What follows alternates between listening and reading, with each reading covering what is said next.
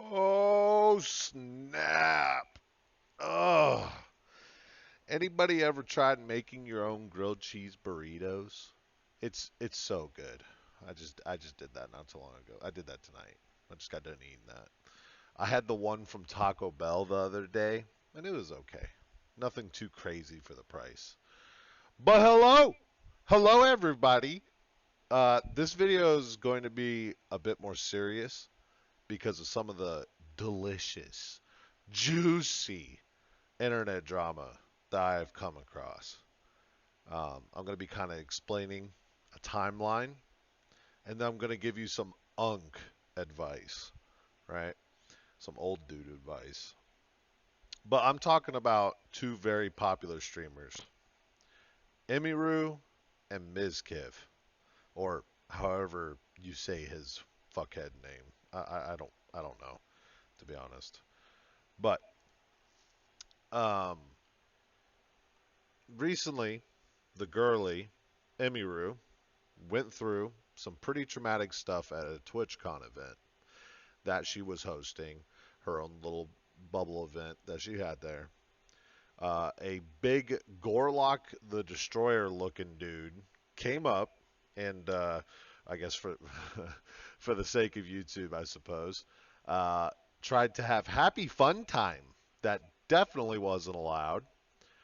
Put two and two together and you'll understand.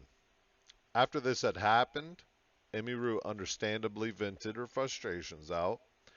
Her frustrations included, I can remember how Twitch handled the situation, why the Gorlock dude was allowed to just waltz his way out of the venue, and her emotions just pouring out after probably needing to, bottle it up for the crowd and to keep up an appearance. After the end of that stream, she made a comment stating that she had more things to talk about, which was most likely fueled by the attempted happy fun time that she had to go through. Her following stream, at least I believe it was, didn't do that much research into the drama. She decided to talk about her history with the other streamer I mentioned earlier, Mizkif. She detailed accounts of her moving in with him in the beginning due to being alone and dealing with stalkers, which I can't ever imagine dealing with. I feel like I'd start unloading haymakers on a motherfucker that I knew was stalking me. But to each their own, of course. I'm a dude. She's a girl. I'm not built like Emiru at all. She's built the way she's built. So definitely to each their own. After moving in with Mizkif and the oh god, what is that stupid streamer group? OTK group that he was a part of? They secretly started dating. Oh boy. And just as a side note, I can't help but feeling as if that was a convenient way, or at least method, that I've seen a lot of dudes try to use to get closer to a girl. Like, oh man, you should totally let me take you home from now on so you don't gotta deal with all that. Some similar type energy right there, right? Anywho, after growing closer and dating Emiru depicts a slow decline in the health of the relationship to where the man, Mizkif, starts to claim that she is starting problems for him, all because his chat clowns him for having less views than him. He also tries to unalive himself or just says it through text. I think he's too much of a coward to actually do it. Most people are actually too much of a coward to do it and aren't going through that much of stress to go through with it. I'm not really sure why the whole views thing was a problem because they both had over 20,000 people watching. But whatever.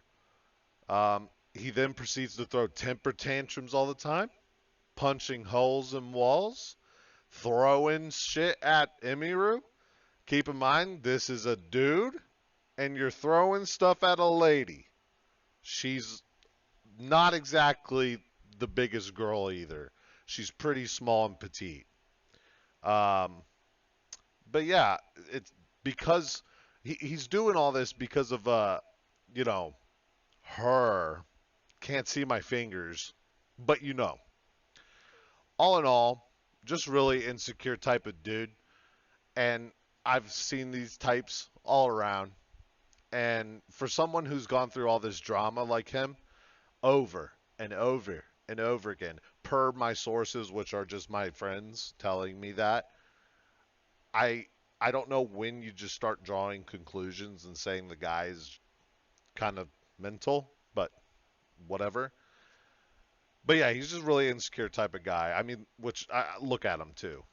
Look at a picture of him. Look at it. It it's always the people you suspect the most, man. Swear to God. I think judging a book by its cover has got so much merit. So much merit. People try to say, well, you shouldn't do that. You shouldn't do that. No, I think you should. Maybe not to everybody.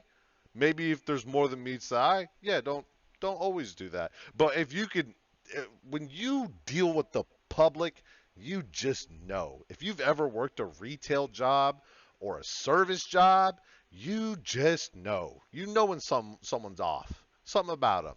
Whether it's malicious or they're suffering. You know. But the main point I wanted to make about briefly talking about the timeline of their history and the drama is that I noticed specifically with the ladies that putting your foot down is harder for the ladies to do than it is with the men. I'm friends with both genders, and in my time, it is just what I have observed as a common theme, especially when they get into toxic relationships or situationships and they don't like it. Now, don't get me wrong, 9 times out of 10, unless the lady is a Amazoness badass, they're probably going to struggle because they have a smaller build and height and overall body shape. And that kind of also garners not having the most amount of macho confidence and courage to tell the guy to piss off than it probably would from a guy telling a girl to piss off if they're being toxic. But this shouldn't derail, honestly, anybody, irregardless of gender or status, from removing yourself from toxic shit. The older I get, the older I've gotten, I have I have no room for that. No room for that. I've been friends with you for 8 years, but then I find out you're emotionally manipulating a woman. Get the fuck out. I don't ever want to speak to you again. That straight up. I think more people need to practice this. Let the people who want to bring down the good, the bad who wants to bring down the good, let them go figure it out in their own group. But for the men, it's easy in my opinion to do this. You see the signs, walk away, that's it. For the ladies, it's harder. But but I believe reaching out to a close family member or friend and explaining the situation and literally just asking for help makes the world of difference. I've personally been there for some of my female friends in the flesh to hear out their stories and pleas and gladly offered any assistance they might need to remedy that toxic person out of their lives. Now, did they always take that? No. It is their choice, their decision. I'm not here to be the police. I'm also not here to be the judge, and definitely not the executioner. When I said remedy people out of their lives, I didn't mean, offing them. I did not mean that. But when it was all said and done, these individuals, they thanked me, and they started to gain some color back in their faces when I was started to see them again in person, because it gave them confidence. It gave them courage to step up and say enough is enough. I can do something. Let me think about what I can do. Because there's always an option. There's always an option. There's never a dead end when it comes to dealing with something toxic in your life.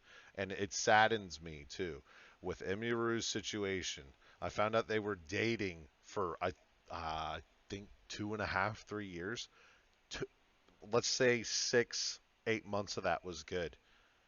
You still dealt with it for at least a year and a half to 2.5 years. That is that's fucked. That is so bad. I don't wish that upon anybody. No one to ever have to go through that. Everybody deserves to find some love in life. And people who think that they need to do certain things to bring others down, to bump up themselves, they don't deserve that love yet. They need to figure it out. And if they can never figure it out, then that's their own problem. 100%. Basically, never ever be afraid to ask for help, whether you're a guy or a girl. Don't, and to the friends as well, if you notice it, don't be a fucking bystander. That is the worst thing you can do, especially if you know, because they might be afraid, but you should never be afraid. If you can say dumb shit around that person, a close family member like a cousin, a brother, a sister, or a friend, and they laugh or say some dumb shit back, rebuttaling you, showing that camaraderie, I guarantee you they have the ability to lock in and extend a hand to help you climb out of the hole that someone else dug for you and is trying to keep you down. Also, so that's like the end of the series stuff. But also as a side note time, a long time ago, I was mad cracked out on League of Legends, dude. And it got I think I got Diamond 2 in the game and then I stopped playing and deranked to D4. Uh a decently high rank in the game's competitive scene, the game's ranked scene. I started facing off against streamers, and I actually had the absolute pleasure of facing Emiru in the bottom lane as her enemy support. So I was fighting her.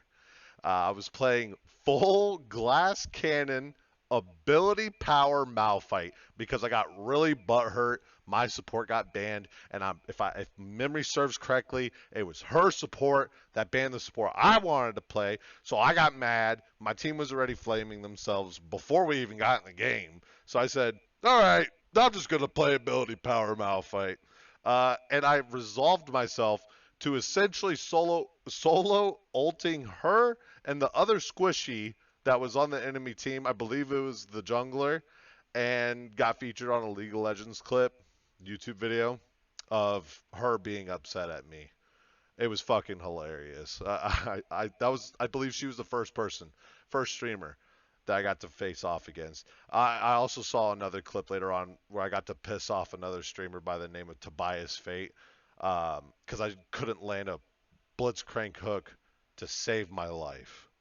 But yeah, thank you for listening to my video. Take the Unk advice. Uh, I definitely think a lot of people need it. Thank you. Thank you very much for listening.